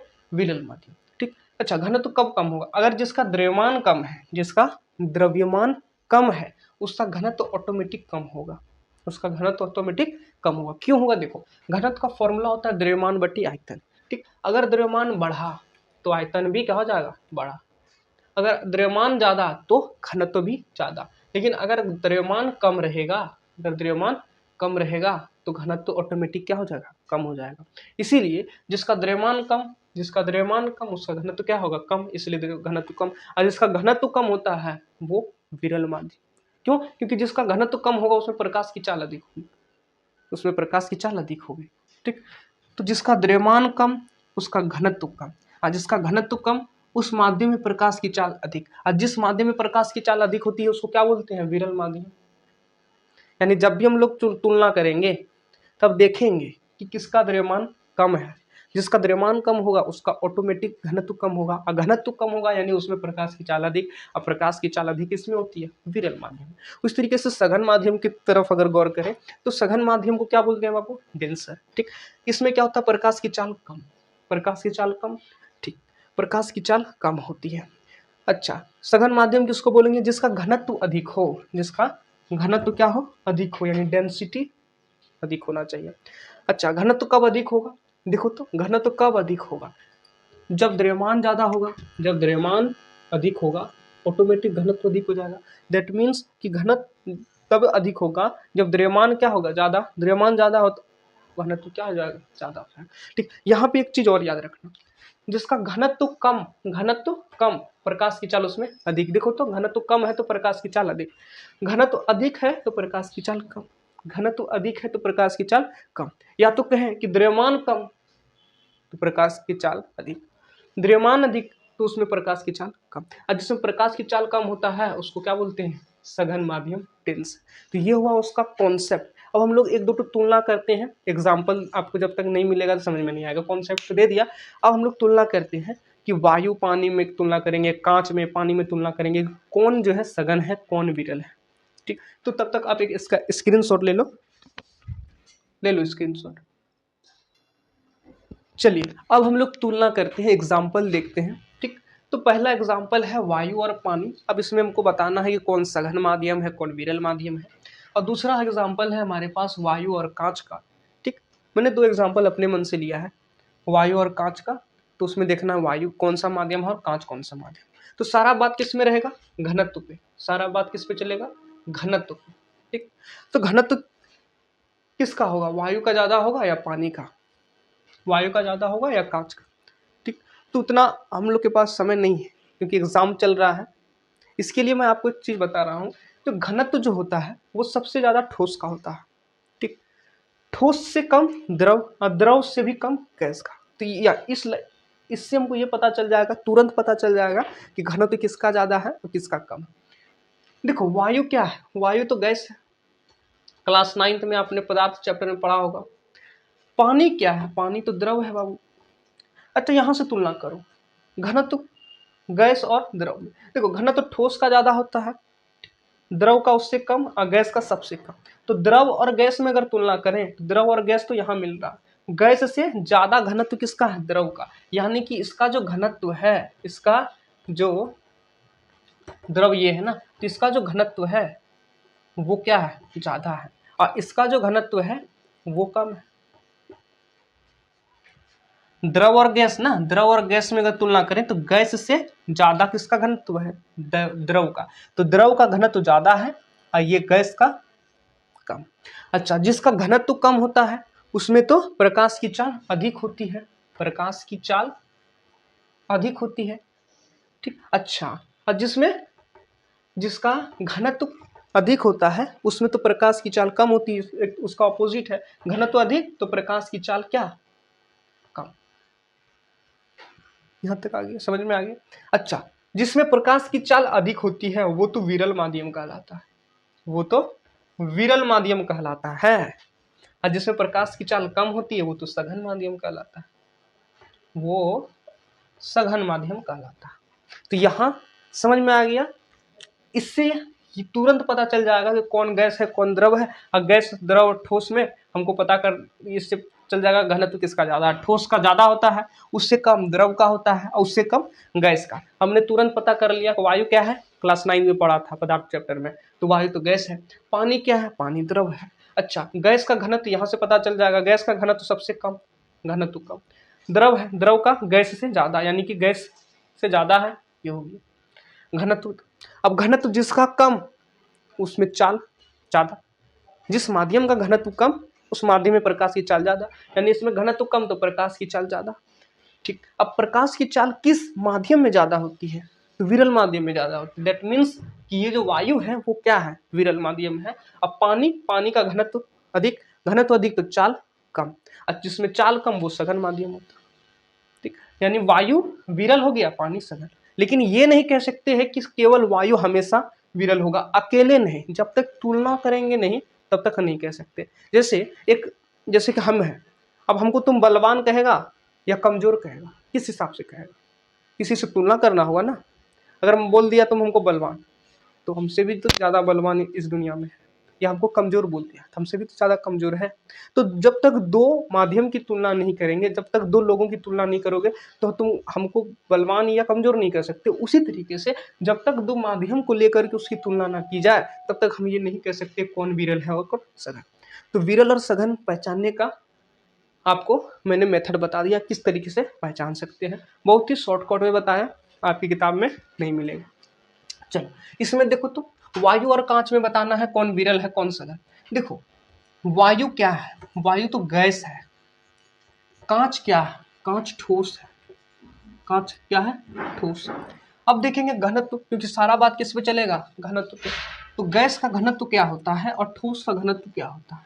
देखो यहाँ पे घनत्व, घनत्व के लिए बस ये याद रखना है। तो ठोस का घनत्व सबसे अधिक, दैट मीन्स कि ये जो ठोस है, कांच ठोस है, इसका घनत्व क्या होगा? घनत्व अधिक होगा। एंड वायु गैस है और गैस का सबसे कम घनत्व होता है, तो इसका घनत्व क्या हो जाएगा? कम हो जाएगा। जिसमें घनत्व कम, यानी वैसा माध्यम जिसका घनत्व कम, उसमें चाल अधिक होता है। चाल क्या होता है? प्रकाश की चाल अधिक। और जिसका घनत्व अधिक, उसमें प्रकाश की चाल कम। चाल जिसका अधिक, वो कौन सा माध्यम? विरल माध्यम। और देखो यहाँ पे चाल जिसमें कम, वो कौन सा माध्यम? वो तो सघन माध्यम होता। वो तो सघन माध्यम होता। तो यहाँ से हम लोग पहचान लिए कि वायु है ये सघन है, ठीक। वायु जो है वो विरल है, कांच सघन है। तो कैसे पहचानने? मेथड क्या था? सबसे पहले ये किस अवस्था में? गैस अवस्था में, ये ठोस अवस्था में। अब घनत्व देखेंगे, घनत्व के लिए यहाँ पे आ जाना है, ठीक। अब घनत्व ठोस का सबसे ज्यादा, उससे कम द्रव, उससे कम गैस, इससे घनत्व पता चल जाएगा। घनत्व जिसका ज्यादा, उसमें प्रकाश की चाल कम, और जिसका घनत्व कम रहेगा उसमें प्रकाश की चाल ज्यादा। अब जिसमें प्रकाश की चाल ज्यादा वो विरल होता है, जिसमें प्रकाश की चाल कम वो सघन होता है। ये तो मैंने आपको बता ही दिया था। यहाँ तक क्लियर? समझ में आ गया इतना? चलो यहाँ तक समझ में आ गया, इसका आप एक स्क्रीनशॉट ले लो फटाफट से। फिर थोड़ा सा एक लाइन में आपको हाँ कुछ बात रह गया है, मैं उसको बताऊंगा, तो इसका आप एक स्क्रीनशॉट ले लो फटाक से। अब थोड़ा सा हम लोग देख लेते हैं कि जब प्रकाश विरल माध्यम से सघन माध्यम में जाता है, तो प्रकाश किस तरीके का व्यवहार करता है, या फिर जब सघन माध्यम से विरल माध्यम में जाता है तो प्रकाश किस तरीका का व्यवहार करता है। देखो ये ऑब्जेक्टिव में भी, यानी 1 नंबर में भी क्वेश्चन आ सकता है और 2 नंबर में भी ये क्वेश्चन आ सकता है। आ सकता है क्या? आता है, इसलिए थोड़ा सा ध्यान से इसको देख लो। मैंने शॉर्टकट में इसको लिख लिया है, ठीक। देखो विरल माध्यम से जब प्रकाश सघन माध्यम की ओर जाएगा, जब विरल माध्यम से प्रकाश सघन माध्यम की ओर जाएगा, तब क्या होगा? प्रकाश अभिलंब की ओर झुक जाएगा। प्रकाश क्या हो जाएगा? अभिलंब की ओर झुक जाएगा, ठीक। एग्जाम्पल से मैं आपको समझाऊंगा। जब प्रकाश सघन माध्यम से विरल माध्यम की ओर जाएगी, तब क्या होगा? प्रकाश अभिलंब से दूर हट जाएगा। क्या मतलब? थोड़ा सा समझो, ये वाला समझो पहले। विरल माध्यम से जब सघन माध्यम में जाएगा, ये है इस तरफ वायु है, ठीक, और ये पानी है इस तरफ। इधर क्या है? पानी। वायु और पानी में वायु तो विरल है, पानी सघन है। ये कैसे हमको पता चला? वो आपको पता चल गया होगा, मैंने आपको बता दिया। अब जब विरल माध्यम से सघन माध्यम की ओर जाएगा, देखो ये प्रकाश इधर आना था ना, जब ऐसे आ रहा था तो इसको ऐसे जाना था, लेकिन वो ऐसे नहीं जाएगा, वो ऐसे नहीं जाएगा, बल्कि ऐसे मुड़ जाएगा। तो ये क्यों मुड़ा? क्योंकि ये विरल माध्यम से सघन माध्यम की ओर आया, और जब विरल माध्यम से सघन माध्यम की ओर आएगा तो प्रकाश अभिलंब की ओर क्या हो जाएगी? झुक जाएगी। तो ये जो है ये क्या है? अभिलंब है। अभिलंब की ओर यहाँ पे था, ये तो इधर जाना था लेकिन उसकी ओर झुक गया। तो यहाँ पे इससे ये पता चलता है कि विरल माध्यम से जब ये प्रकाश सघन माध्यम की ओर जाएगा तो प्रकाश जो है अभिलंब की ओर झुक जाएगा। और वही बात आई है जब पानी से वायु की ओर जाए। चलो ये सघन है, ये विरल है, जब सघन से विरल की ओर जाएगा तो क्या होगा? इसको ऐसे आया, इसको ऐसे आ जाना चाहिए था, ऐसे जाना चाहिए था। तो ये क्या होगा? ये अभिलंब है, ये अभिलंब से दूर हट जाएगा, कहीं इधर चला जाएगा। ऐसे था, इससे दूर हट जाएगा, ठीक। अभिलंब से क्या हो जाएगा? दूर। वही चीज लिखा है कि सघन माध्यम से जब विरल माध्यम की ओर प्रकाश की किरण आएगी तो ये अभिलंब से दूर हट जाएगी। ये अभिलंब है, अभिलंब से क्या हो गया? दूर हट गया। तो एग्जाम्पल से भी आपको समझ में आ गया। आप इसका स्क्रीनशॉट लो, नोट करो इसको। अब हम लोग आगे बढ़ते हैं। चलिए अब हम लोग देखते हैं अपवर्तनांक को, और फिर उसके बाद लेंस हम लोग स्टार्ट करेंगे। तो अपवर्तनांक को हम लोग इंग्लिश में बोलते हैं बाबू रिफ्रैक्टिव इंडेक्स। क्या बोलते हैं? Refractive index. इसको एन से सूचित करते हैं। किससे? एन से। ठीक, देखो अपवर्तनांक का फॉर्मूला होता है निर्वात में प्रकाश की चाल बटे माध्यम में प्रकाश की चाल। देखो यह है निर्वात यानी वायु, मान लो निर्वात या वायु कुछ भी मान लो। ठीक, तो यह निर्वात। अब निर्वात से कोई भी माध्यम में जा रहा है प्रकाश, ठीक, एक माध्यम से दूसरे माध्यम में जाएगा तो क्या हो जाएगा? विचलित हो जाएगा। देखो ऐसे आ रहा था, ठीक, वो ऐसे आ रहा था, जाना उसको ऐसे था, वो उधर चला गया तो विचलित हो गया। ठीक, तो निर्वात से किसी भी माध्यम में जा रहा है तो निर्वात में जो आ रहा था प्रकाश वो उसका स्पीड अलग था।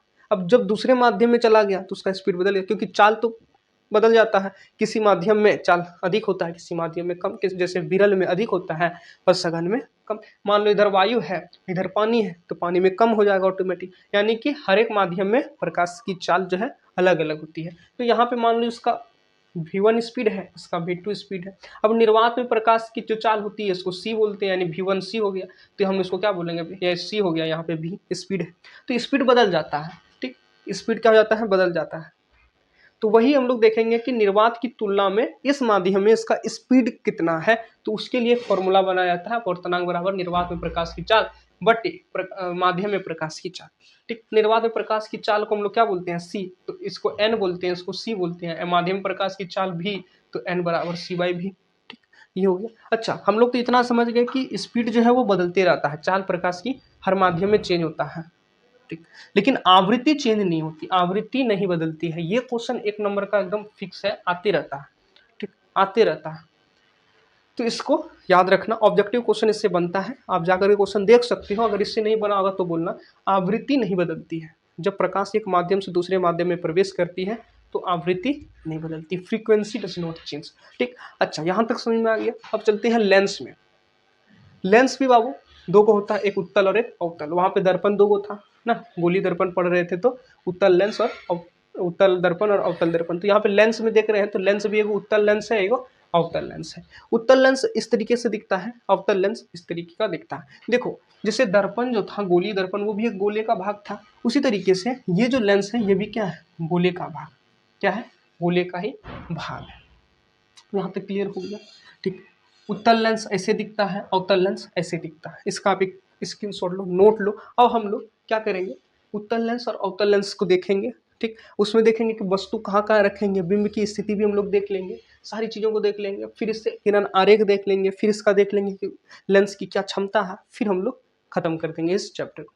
तो फटाफट से स्क्रीनशॉट लो, नोट करो। चलो अब हम लोग थोड़ा सा देख लेते हैं उत्तल और अवतल लेंस के बारे में कुछ कुछ बातें, जो कि बहुत जरूरी भी है। ठीक, इससे क्वेश्चन बनेगा। ठीक, इससे 1 नंबर का भी क्वेश्चन बनेगा, इससे 2 नंबर का भी क्वेश्चन बन सकता है, 3 नंबर का भी बन सकता है।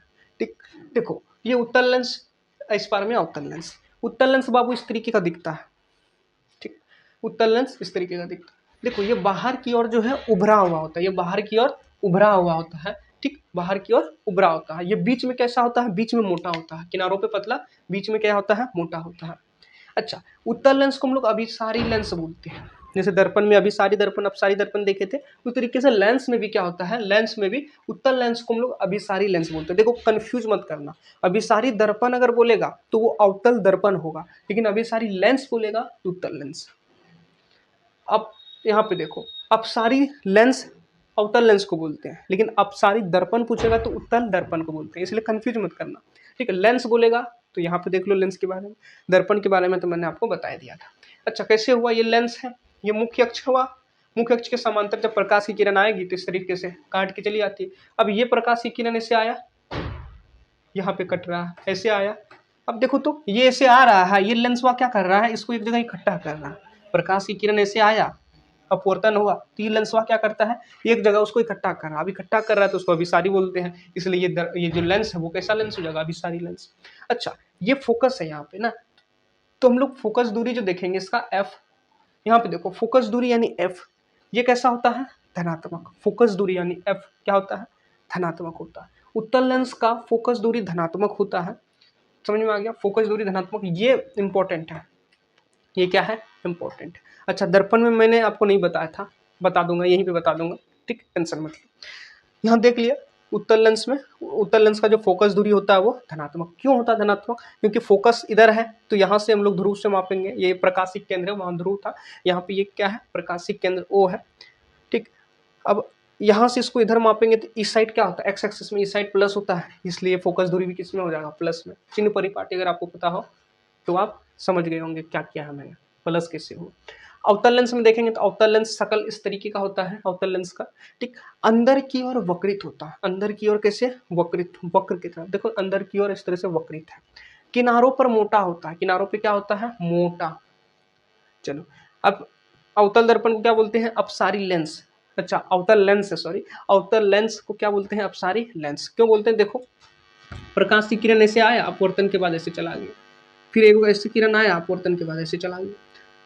अब ये तो कभी मिलेगा नहीं, तो हम क्या करेंगे, इसको इमेजिन करेंगे कि पीछे करते हैं, तो पीछे करेंगे तो कट जाएगा, यहाँ पे कट रहा ना, तो कट रहा है तो यहाँ फोकस हो जाएगा, ये उसका प्रकाशिक केंद्र है, तो यहाँ से हमेशा मापते हैं, तो इस साइड चलेंगे। और एक्स एक्सिस में इस साइड में क्या होता है, माइनस वाला, -1, -2, -3, यानी कि इस साइड जो नेगेटिव है, यानी कि फोकस दूरी जो एफ होगा वो क्या होगा, ऋणात्मक यानी नेगेटिव होगा, ऋणात्मक यानी नेगेटिव होगा। यहाँ तक क्लियर हो गया। अच्छा, उत्तल लेंस अवतल लेंस का मैंने आपको बता दिया, दर्पण का नहीं बताया है, थोड़ा सा मैं इंक डाल लेता हूँ, थोड़ा सा मैं दर्पण का भी मैं आपको यहीं पे बता दूँ, ठीक। अच्छा, इसका एक स्क्रीनशॉट ले लो, ले लिया स्क्रीनशॉट। देखो दर्पण में क्या होता है, जैसे उत्तल दर्पण, ठीक, उत्तल दर्पण की बात करते हैं, उत्तल दर्पण, तो उत्तल दर्पण कैसे होता है, इस तरीके से, ठीक। अच्छा, इसमें फोकस किधर होता है बताओ तो, फोकस जो है इस साइड में होता है, फोकस इस साइड में, तो हम लोग इधर चलेंगे, इधर एक्स एक्सिस में क्या होता है, प्लस, यानी इसका फोकस दूरी क्या होगा, पॉजिटिव होगा। अवतल लेंस में चलेंगे तो ये अवतल लेंस तो हो गया। अवतल दर्पण की अगर बात की जाए, अवतल दर्पण की अगर बात की जाए, तो अवतल दर्पण जो होता है वो कैसे होता है, इस तरीके से, इसमें जो फोकस दूरी होता है वो किधर होता है, फोकस दूरी यहाँ होता है, इस साइड में, यानी इस साइड में अगर हम लोग चलें तो एक्स एक्सिस में इस साइड जो होता है वो नेगेटिव होता है, यानी कि इसका जो फोकस दूरी होगा अवतल दर्पण का वो क्या होगा, नेगेटिव होगा, क्या होगा, नेगेटिव होगा, ठीक। यहाँ तक क्लियर हो गया, चलो यहाँ तक क्लियर हो गया। तो चाहे उत्तल दर्पण बोले या उत्तल लेंस बोले, दोनों का फोकस दूरी प्लस यानी धनात्मक, चाहे अवतल लेंस बोले या अवतल दर्पण बोले, दोनों का फोकस दूरी ऋणात्मक, नेगेटिव नहीं। इसका भी एक स्क्रीनशॉट ले लो। ये जो है क्वेश्चन जब बनाएंगे तो उसमें इंपॉर्टेंट है, साथ ही साथ ऑब्जेक्टिव क्वेश्चन के लिए भी ये बहुत ज़्यादा महत्वपूर्ण है। इसका एक स्क्रीनशॉट लो, आगे बढ़ते हैं हम लोग। अब हम लोग थोड़ा सा देख लेते हैं जो कि थोड़ा सा इंपॉर्टेंट भी है। देखो, ये हमारा उत्तल लेंस इस साइड में, इस साइड में अवतल लेंस, ठीक। उत्तल लेंस को थोड़ा सा समझ लेते हैं, सारा चीज़ इसमें लिख दिया है, जो यहाँ पे समझाएंगे वही चीज़ वहाँ पे है, तो पहले समझिए। देखो, लेंस, लेंस किस गोले का भाग होता है, ठीक, ये है उत्तल लेंस, ठीक। अब ये जो है लेंस, इसके बीच में क्या है, बीच में एक पॉइंट है, उसको बोलते हैं ओ प्रकाशिक केंद्र, ठीक। अच्छा, ये जो है ये गोले का भाग है, तो हम लोग क्या करेंगे, इस तरीके से इसको आगे बढ़ाएंगे तो इधर एक गोला मिल जाएगा, इधर बढ़ाएंगे तो इधर भी एक गोला मिल। अब गोले का केंद्र होता है, एक गोला इधर एक गोला उधर, तो दो गोला, तो दो केंद्र, इधर हम लोग केंद्र यहाँ पे सी हो जाएगा, उधर भी केंद्र सी हो जाएगा। अब दो केंद्र है तो एगो C1 बोल देंगे, एगो C2, एगो C1 एगो C2, दोनों क्या है, केंद्र है। केंद्र कई गो, दो, ठीक। अच्छा, ये क्या है, वक्रता केंद्र। अच्छा, तो फोकस भी दो गो होगा, फोकस भी क्या गो, दो गो, एगो F1 इधर एगो F2, ठीक। अच्छा, ये C1 C2, ये क्या हो गया, C1 और C2। अच्छा, C1 को और C2 को क्या बोलते हैं, देखो F1 जो है, हम C के जगह में क्या लिखते हैं, C1 के जगह में 2F1 लिख देते हैं, कुछ है नहीं, C1 को ही क्या लिख दिया गया है, 2F1, जो किताब में आप देखोगे, ठीक। किताब में आपको डायरेक्ट ये मिलेगा, ये सारा चीज़ नहीं मिलेगा, इसलिए मैं यहाँ पे आपको ये समझाने के लिए इतना कुछ बता रहा हूँ। अच्छा, उस तरीके से F2 है तो यहाँ पे C2 होता, तो C2 को क्या लिख दिया है, 2F, तो ज़्यादा घबराना नहीं है, कुछ ज़्यादा कुछ नहीं है, F1 C1 C2 का ही ये दूसरा नाम।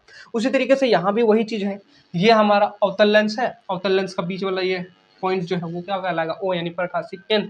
ये भी गोले का भाग है, इधर भी गोला बनेगा उधर भी गोला बनेगा, दोनों का केंद्र होगा, एगो C1 एगो C2। अब दोनों का फोकस होगा, एगो F1 एगो F2। अब C1 को क्या बोल देंगे, 2F1, तो 2F1, C2 को क्या बोलेंगे, 2F2, ठीक। तो यही हमारा, ये आपको समझाने का पड़ेगा। अब फोकस का डेफिनेशन जो हम लोग पढ़े थे वही, कि मुख्य अक्ष ये हुआ, मुख्य अक्ष के समांतर आएगा, प्रकाश की किरण टकराएगा, अब मुख्य अक्ष को मतलब अपवर्तन के बाद जिस पॉइंट पे काटेगा वही फोकस। ठीक, तो यहाँ तक का आप एक स्क्रीनशॉट लो। फिर अब हम लोग चलेंगे प्रतिबिंब निर्माण में। चलो अब हम लोग उत्तल लेंस और अवतल लेंस से हम लोग प्रतिबिंब निर्माण करेंगे, लेकिन उससे पहले हम लोग देख लेते हैं बिंब की स्थिति, यानी वस्तु की स्थिति, वस्तु लेंस के सामने कहाँ कहाँ रखेंगे। तो वही चीज़ जो हम लोग पुराने पढ़े थे परावर्तन में, जब दर्पण में पढ़ रहे थे, दर्पण से जब उत्तल और अवतल दर्पण पढ़ रहे थे कि उससे प्रतिबिंब निर्माण है, तो उससे जो बिंब की स्थिति थी वही चीज़ है, बस उल्टा उल्टा है। जैसे अवतल दर्पण में था उस तरीके से यहाँ भी 6 गो, इसमें भी 2 गो, लेकिन वो लेंस है तो लेंस में अलग अलग चीज़ लिख दिए हैं। ठीक है वही चीज़। ठीक, जो समझेगा वो समझेगा। उत्तल लेंस में बिंब की स्थिति अगर देखेंगे तो 6 कंडीशन है, यानी कि 6 केसेस है, 6 स्थितियां हैं जहां पे हम लोग वस्तु को रखेंगे। ठीक, तो सबसे पहले अनंत पे रखेंगे, उसके बाद 2f1 से परे, यानी वो जो बोल रहे थे c से परे, तो यहाँ पे c1 से परे। ठीक, अब 2f1 पर यानी कि c1 पर, 2f1 और f1 के बीच, f1 पर और f1 और o के बीच। ये जो छठा वाला केस है, इस वाले में आभासी प्रतिबिंब बनता है। कैसा? आभासी प्रतिबिंब। ठीक, ये जो पांचों केस है इसमें कैसा? वास्तविक प्रतिबिंब। अब वास्तविक उल्टा होता है, आभासी सीधा होता है, आपको पता है। अब ये अवतल लेंस में बिंब की स्थिति, इसको दो जगह में रखेंगे, एक अनंत पे और एक अनंत और ओ के बीच। इसमें वही चीज पुराना, इसमें कैसा बनेगा? आभासी प्रतिबिंब बनेगा। कैसा बनेगा? आभासी। और आभासी कैसा होता है? सीधा होता है। ठीक, देखो 2f1 इस तरीके से हम लोग लिख दिए हैं या c1 लिख दिए हैं, तो कंफ्यूज मत हो। जैसे वहां पे था सी से परे, वही चीज है, c1 से परे या c से परे। जैसे c पर तो c पर, ठीक, c और f के बीच वही चीज है। वो c को यहाँ पे c1 बोलते हैं, c1 को वही 2f1 बोलते हैं। तो यहाँ पे नाम जो है चेंज कर दिया गया है f1 पे, यानी जैसे f पर दर्पण की बात कर रहे हैं, f और p के बीच था, यहाँ पे f1 और o के बीच वही चीज है, कोई ज्यादा इधर उधर नहीं किया, बस थोड़ा सा नाम में इसका अंतर है। ठीक, अच्छा इसका स्क्रीनशॉट लो, फिर हम लोग सारी स्थितियों को देखेंगे। देखो अब हम लोग स्टार्ट करते हैं उत्तल लेंस में। तो सबसे पहले हम लोग अनंत पे वस्तु रखेंगे। तो अनंत में कहीं इधर वस्तु रखा गया है, तो वो मुख्य अक्ष के समांतर प्रकाश की किरण आएगी, आई परावर्तन, यहाँ पे अपवर्तन हुआ, अपवर्तन के बाद ये इस तरीके से मुड़ गई, और मुड़ने के बाद मुख्य अक्ष को इस पॉइंट पे काटी, इस पॉइंट को फोकस बोलते हैं। इधर f1 है, कहीं इधर f2 है, ये तो प्रतिबिंब यहाँ पे बना f2 पे। देखो प्रतिबिंब कहाँ बना? f2 पे। रियल में कटा है तो वास्तविक, वास्तविक कैसा होता? उल्टा। एकदम बिंदु साइज का बना है, यानी पॉइंट के आकार का। तो ये हो गया 2f1 से परे, यानी c1 से परे जब रखेंगे, ये 2f1 है यानी c1 उससे उधर रखेंगे परे, तो ये किरण ऐसे आएगा मुख्य अक्ष के समांतर, परावर्तन के बाद ये फोकस से इधर से जाएगा और एक प्रकाशिक केंद्र से होते हुए निकलेगा। अच्छा ये यहाँ पे याद रखना कि जब प्रकाशिक किरणें प्रकाशिक केंद्र से होकर गुजरती है, तो जिस तरीके से वो आया था उसी तरीके से वो चला जाएगा। ठीक, ये ऑब्जेक्टिव क्वेश्चन बनेगा 1 नंबर। तो जैसे यहाँ से आया प्रकाशिक केंद्र से, जैसे आया था वैसे चला गया। तो यहाँ पे देखो ये दोनों आकर के कहीं यहाँ मिला, f2 और 2f2 के बीच में प्रतिबिंब बना, तो f2 और 2f2 के बीच में बना, वास्तव में आके कटा, तो वास्तविक अवास्तविक कैसा होता? उल्टा। अब वस्तु से छोटा, वस्तु से कैसा है? वस्तु से छोटा, वस्तु से जो है छोटा प्रतिबिंब बना। ठीक, वस्तु से छोटा प्रतिबिंब बना। तो यहाँ तक आप समझ में आ गया आपको। इसका स्क्रीनशॉट लो। अब हम लोग थोड़ा सा आगे देखते हैं फटाफट से। अब चलो तीसरा हमारा है यहाँ पे 2f1 पे रखते हैं। ठीक, जब 2f1 पे रखा गया, एक किरण ऐसे आया, फोकस से होकर के चला गया, एक किरण इस तरीके से आया, प्रकाशिक केंद्र से जैसे आया था वैसे चला गया, तो कहाँ कटा? 2f2 पर। तो प्रतिबिंब कहाँ बनेगा? 2f2 पर, यहाँ पे एकदम सेम साइज का बन रहा है, समान आकार का। वास्तव में कटा है वास्तविक, और वास्तविक कैसा होता है? उल्टा। यहाँ पे देखो चौथा वाला 2f1 और f1 के बीच। अब देख लो चौथा वाला है 2f2 और f1 के बीच। जब हम लोग वस्तु को 2f2 और f1 के बीच रखते हैं, ये f1 है और 2f1 यहाँ पे है। ठीक, 2f1 यहाँ पे क्या होगा? 2f1। तो 2f1 और f1 के बीच में रखते हैं, तो एक किरण इस तरीके से आया, फोकस से होकर गुजरा, एक किरण इस तरीके से प्रकाशिक केंद्र पे आया, वो इस तरीके से चला गया, तो यहाँ पे कटा कहीं 2f2 के बाद में, यानी 2f2 से परे। ठीक, 2f2 से परे इमेज बनेगा, इमेज वास्तविक बन रहा है। देखो तो रियल में आकर के कट रहा है, तो कैसा बनेगा? वास्तविक। और वास्तविक कैसा होता है? उल्टा होता है। अब वस्तु से देखो तो ये वस्तु छोटा है, ये बड़ा लग रहा है, यानी वस्तु से बड़ा बनेगा। अब देखो पांचवा, अगर f1 पे रखते हैं, f1 पे रखेंगे तो एक प्रकाश की किरण ऐसे आई, अपवर्तन के बाद फोकस से होकर गुजरी, एक प्रकाश की किरण आई प्रकाशिक केंद्र से, इस तरीके से चली गई। देखो ये दोनों समांतर जा रही, समांतर जा रही मतलब अनंत पे जाके कटेगा, अनंत पे जाके कटेगा यानी वास्तव में जाके कटेगा, तो वास्तविक और उल्टा। ठीक, अच्छा ये बहुत बड़ा बनेगा, हाईली मैग्नीफाइड, बहुत बड़ा बनेगा। ठीक, तो अच्छा इसका आप एक स्क्रीनशॉट लो, नोट करो। अब हम लोग देखते हैं आगे। अब हमारा जो लास्ट है, ठीक, छठा वाला जो है वो है F1 और O के बीच। ठीक, उत्तल लेंस में ये लास्ट है। तो F1 और O के बीच जब हम लोग रखेंगे तो एक प्रकाश की किरण ऐसे आई, फोकस से होके गुजरी, एक प्रकाशिक केंद्र से आई, ऐसे चला गया। देखो तो ये इधर जा रहा है, ये उधर जा रहा है, ये कभी मिलेगा ही नहीं। कभी मिलेगा क्या? नहीं। अब तो हम क्या करेंगे, इमेजिन करेंगे कि इसको तो जरा सा पीछे करें तो कहीं यहाँ पे मिलेगा, और जहाँ पे मिलेगा वहीं पे क्या बनेगा, इमेज। तो यहाँ पे देखो तो ये क्या बना, इमेज। अच्छा, तो वस्तु जिधर रखा है उसी ओर बना, तो वस्तु की ओर बना। वस्तु और इसको देखो, इमेज को, तो वस्तु से ज्यादा बड़ा है, यानी कि बड़ा है। अच्छा, ये वास्तव में मिला है क्या? नहीं, यानी कि आभासी है। आभासी है और कैसा है, सीधा है, यानी इसको ऐसे रखे हैं तो ये भी ऐसे ही है, तो सीधा ही है। तो ये उत्तल लेंस हमारा खत्म हुआ। अब अवतल लेंस को फटाफट से खत्म करते हैं, फिर हम लोग चलेंगे लेंस सूत्र में, लेंस की क्षमता में, फिर हम लोग चैप्टर को अंत करेंगे। तो फटाफट से स्क्रीनशॉट लो। अब चलो हम लोग अवतल लेंस से स्टार्ट करते हैं। अवतल लेंस में दो केसेस हैं, एक अनंत पे रखेंगे और अनंत और एक बी के बीच, अनंत और ओ के बीच। चलो अनंत पे रखें। अनंत से प्रकाश की किरण मुख्य अक्ष के समांतर आई, और अपवर्तन के बाद एक उधर एक इधर। अब ये इधर जा रहा है, ये इधर जा रहा है, तो कटेगा नहीं। इमेजिन किए, पीछे हटा दिए, पीछे हम लोग बढ़ाएंगे तो कहीं यहाँ पे कटेगा, ये हो जाएगा फोकस। तो F1 पे कटा, यानी कि प्रतिबिंब F1 पे बना। वास्तव में कटा नहीं है, आभासी है, आभासी प्रतिबिंब बना। आभासी कैसा होता है, सीधा। देखो तो एकदम पॉइंट साइज का बन रहा है, यानी कि बिंदु आकार का। यहाँ तक क्लियर हो गया? अगर यहाँ तक आप आ गए हैं वीडियो देखते हुए, अब पसंद आ रहा है तो वीडियो को लाइक करो और चैनल को सब्सक्राइब करके रख लो, ताकि ऐसे ही जब मैं इसके बाद जो अगले अगले साइंस का जो चैप्टर है उसका वीडियो डालो तो आपके पास नोटिफिकेशन पहुंच जाए। अच्छा, दूसरा है अनंत और ओ के बीच। अनंत और ओ के बीच, ठीक। तो यहाँ पे देखो, अनंत और ओ के बीच में जब रखेंगे, एक ऐसे गया, एक ऐसे किया। अब दोनों कटेगा नहीं, दोनों को जब आगे बढ़ा तो यहाँ कटेगा। तो F1 O के बीच, तो प्रतिबिंब F1 और O के बीच बना, आभासी बना, सीधा बना और छोटा बना। स्क्रीनशॉट लो फटाक से। लास्ट फेज में आ गए हैं, लास्ट पोर्शन में आ गए हैं इस वीडियो के और इस चैप्टर के। ठीक, तो अब हम लोग लेंस सूत्र देखेंगे, आवर्धन देखेंगे और लेंस की क्षमता देखेंगे। चैप्टर भी समाप्त हो जाएगा और वीडियो भी समाप्त हो जाएगा। ठीक, तो चलो लेंस सूत्र क्या होता है? लेंस सूत्र होता है 1/v - 1/u = 1/f। देखो दर्पण सूत्र में बस यहाँ पे प्लस होता है, लेंस सूत्र में माइनस होता है। तो याद रखने का फॉर्मूला यही है, ट्रिक भी यही है कि अगर यहाँ पे प्लस दे देंगे दर्पण सूत्र, माइनस दे देंगे तो लेंस सूत्र। आवर्धन का फॉर्मूला क्या होता था वहां पे, m = h' = -v/u। लेकिन यहाँ पे माइनस ना रह करके प्लस होता है, यहाँ पे -v/u नहीं है, यहाँ पे +v/u है। तो इस बात का भी यहाँ पे याद रखना, जब सवाल बनाओगे, जब लेंस का क्वेश्चन रहेगा तो माइनस नहीं लगा देना, प्लस में रहता है। अच्छा, अब लास्ट टॉपिक है लेंस की क्षमता।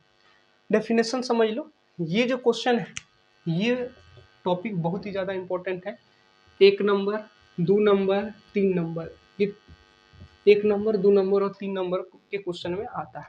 ठीक, तो लेंस की क्षमता, लेंस के द्वारा प्रकाश की किरणों को अभिसरण या अपसरण करने की मात्रा को क्या बोलते हैं, लेंस की क्षमता। ये उसका डेफिनेशन हो गया। इसको हम लोग पी से सूचित करते हैं, किससे, पी से सूचित करते हैं। पी का फॉर्मूला होता है P = 1/f। ये f यानी कि फोकस दूरी, ये हमेशा किस में होना चाहिए, मीटर में। अगर मीटर में नहीं है तो मीटर में बदलना होगा। अच्छा, इसका जो एसआई मात्रक होता है वो होता है डायोप्टर। क्या होता है, डायोप्टर, जिसको हम लोग इस यहाँ पे डी से हम लोग सूचित करते हैं।